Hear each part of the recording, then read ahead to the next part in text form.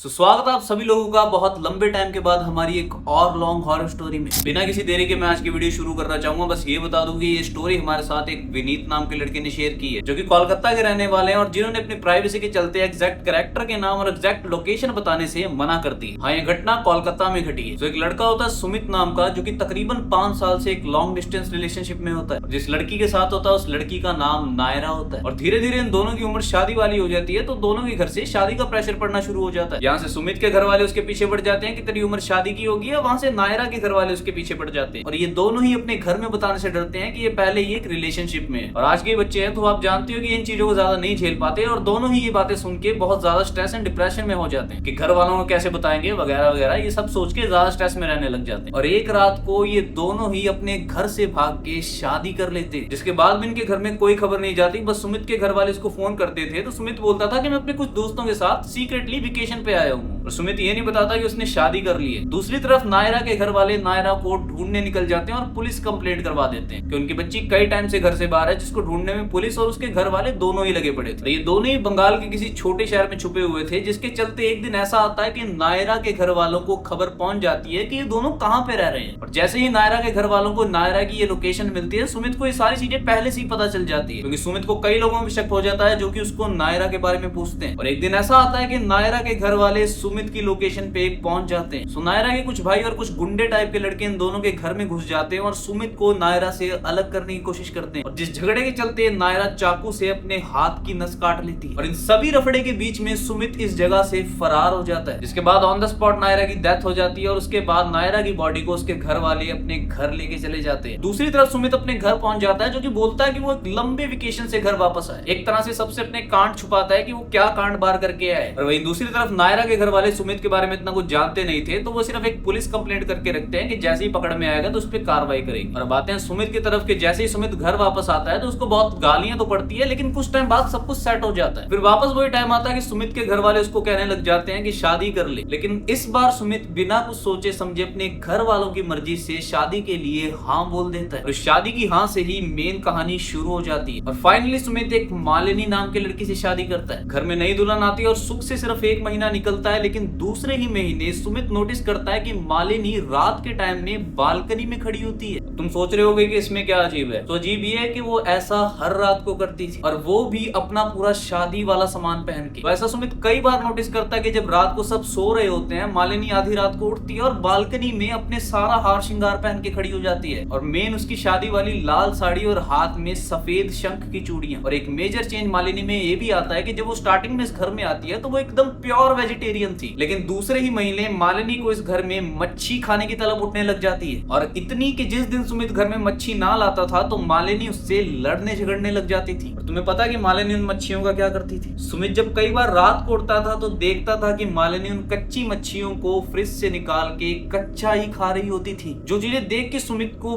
बहुत ज्यादा अजीब लगता था। और ऐसे ही कई बार जब मालिनी सुमित के साइड में सो रही होती थी तो सुमित को कुछ ऐसा महसूस होता था कि जैसे मालिनी उसका कंधा चबा रही हो। और कई बार जब सुबह सुमित वॉशरूम में नहाने जाता था तो उसने अपने गले और कंधे पे दांतों के निशान भी देखे थे, जिन दांतों के निशानों को देख के सुमित का वहम सच में भी बदलने लग जाता है कि शायद ये दांत के निशान मालिनी की है। लेकिन सुमित को ये सारी चीजें बहुत ज्यादा अजीब लगने लग जाती है कि मालिनी ऐसा क्यों करेगी। लेकिन जब एक रात को सुमित की आंखें दोबारा अचानक से खुल जाती है तो वो देखता है कि मालिनी दोबारा से उस बालकनी में खड़ी है और इस बार वो देखता है कि बालकनी में खड़ी मालिनी की सफेद शंख वाली चूड़ियां खुद ब खुद खनखना रही है, बाल खुले पड़े और उसकी लाल साड़ी हवा में उड़ रही है। सुमित मालिनी को एक दीवार के पीछे छुप के देख रहा होता है और जैसे ही मालिनी अपना मुंह पीछे की तरफ घुमाती है, सुमित नोटिस करता है कि मालिनी वहां पे थी ही नहीं, क्योंकि जब मालिनी घूमती है तो उसका मुंह नायरा के जैसा था। हाँ, वो वही नायरा थी जो कि तकरीबन आज से 5 महीने पहले मर चुकी थी। इसके बाद सुमित डरता हुआ वापस अपने बेड की तरफ जाता है और चद्दर मुंह पे ओढ़ के सो जाता है। और जैसे ही सुबह होती है सुमित एक तांत्रिक के पास जाता है और उसको अपनी सारी बात बताता है और वो तांत्रिक सुमित को बताता है कि तुम्हारी पत्नी पे एक शाक चुन्नी ने अपना कब्जा किया हुआ है। शाक चुन्नी सिंपल शब्दों में एक विवाहित महिला का भूत। आप खुद भी सर्च कर सकते हो, बंगाल में इस एंटिटी के बहुत से किस्से हैं। ज्यादातर शाकचुन्नी वो औरत बनती है जिसकी अभी नई नई शादी हुई होती है और उसके बीच में ही उसकी डेथ हो जाती है। और ऐसा ही कुछ नायरा के साथ हुआ था और मालिनी में सुमित की वो गर्लफ्रेंड नायरा ही एज अ शाकचुन्नी बन के आई थी, जिसकी भी मौत उसकी नई नई शादी के दौरान ही हो जाती है। और शाकचुन्नी भी विवाहित महिला को ढूंढती है क्योंकि वो अपनी विवाहित जिंदगी उनके अंदर रह के जीती है, लेकिन धीरे धीरे वो पूरे घर को ही मार देती है। जैसे ही सुमित को पता चलता है कि मालिनी के अंदर नायरा ही शाकचुन्नी बन के आती है तो वो तांत्रिक को अपने साथ ही अपने घर लेके आता है। तांत्रिक बाहर से ही सुमित के घर में मंत्र पढ़ते हुए अंदर एंट्री लेता है और वो देखता है कि सामने मालिनी बाल खोल के खड़ी थी। और धीरे धीरे जैसे ही मंत्र आगे बढ़ते हैं मालिनी की आंखें खून के जैसे लाल होने लग जाती है। तांत्रिक के पीछे खड़ा सुमित नोटिस करता है कि मालिनी का मुंह नायरा के जैसे बनता जा रहा है और धीरे धीरे मालिनी एक पूरी शाकचुन्नी का रूप ले लेती है और वो एकदम से उस तांत्रिक के पास जाके उसको जान से मार देती है और उसके गले से उसकी बॉडी का सारा खून चूस जाती है। ये सारी चीजें देख के सुमित फिर से अपने घर से भागने की कोशिश करता है, लेकिन जैसे ही सुमित पीछे की तरफ मुड़ता है वो पाता है कि नायरा उसके सामने खड़ी थी, जिसके बाद वो शाकचुन्नी या नायरा सुमित को भी मार देती है। और अगले दिन इस घर में पुलिस आती है और देखती है कि जमीन पे दो लाशें पड़ी होती है जिसमें एक तांत्रिक और एक सुमित होता है, लेकिन उनकी बॉडी एकदम सफेद कलर की होती है जैसे उनमें एक बूंद भी खून ना हो। जिस चीज को देख के डॉक्टर भी घबरा जाते हैं और उनकी मौत का कारण नहीं जान पाते कि ऐसा उनके साथ क्या हुआ था कि उनकी पूरी बॉडी सफेद पड़ गई। लेकिन एक राज की बात ये थी कि सुमित के मम्मी पापा को ये सारी घटना